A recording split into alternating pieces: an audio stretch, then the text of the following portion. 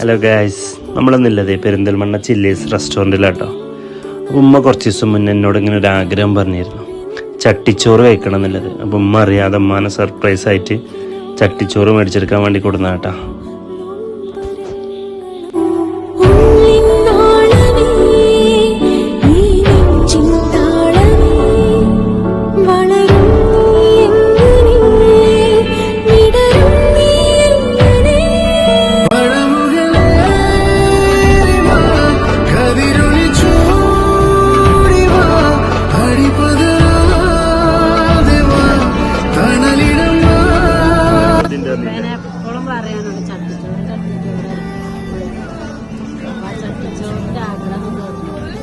ചട്ടിച്ചോറ് അങ്ങനെ ഉണ്ട്.